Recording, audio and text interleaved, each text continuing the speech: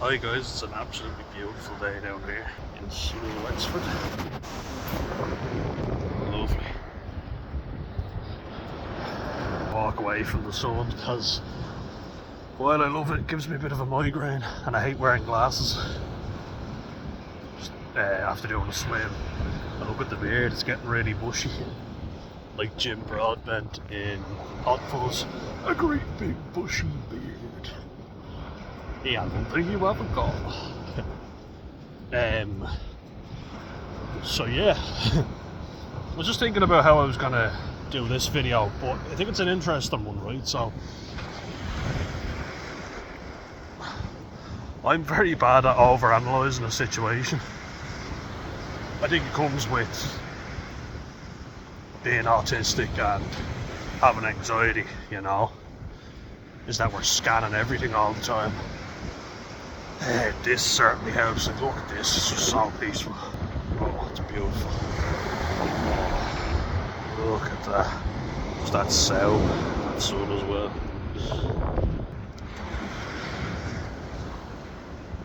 But I talked about, guilt an awful lot. I talked about anxiety. I talked about conflict as well. Just checking my battery. Yeah, still good. Got about 10%, so that's enough to get me through. But yeah, talking about conflict resolution, and I mentioned Paul from Adult with Autism quite a bit because I like his channel, I like what he does. He got diagnosed late in life, but I can relate to a lot of what he's gone through. A lot.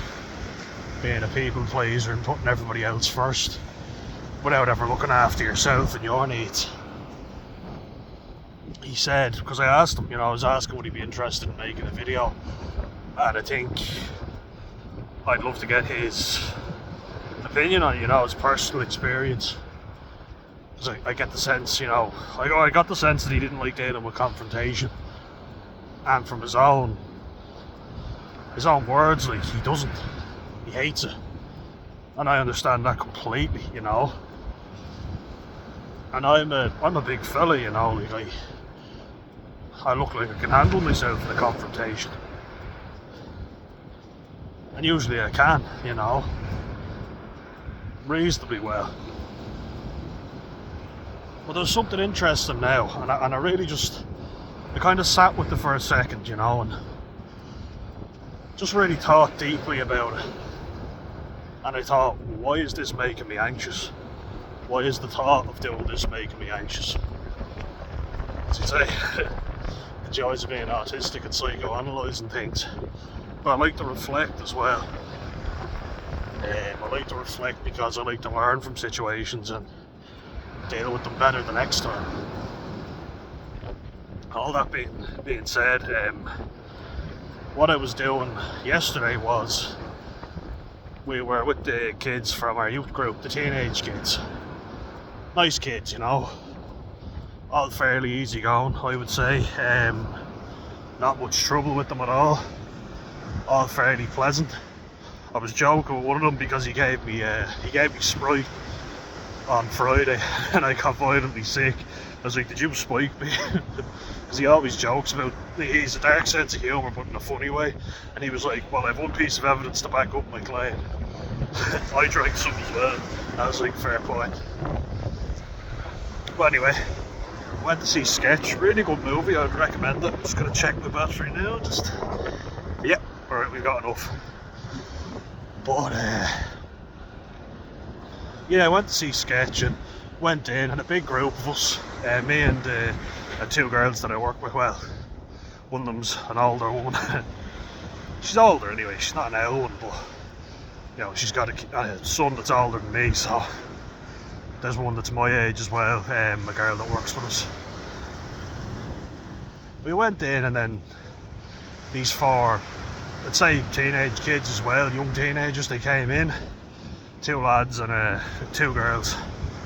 It's probably lads with their girlfriends and young ones with their boyfriends. Not to be sexist, but they had their feet up on the back of the seats, talking throughout the film. And it pisses people off, pisses me off. you know, and usually if I see people there that were talking, I try and bite my lip, you know, and I think, fuck's sake, because at the same time I want to enjoy the film, I don't want to get distracted, you know, and if I start arguing with someone, I'm afraid I'll miss the movie, and I'm afraid they won't listen to me, and a whole heap of things.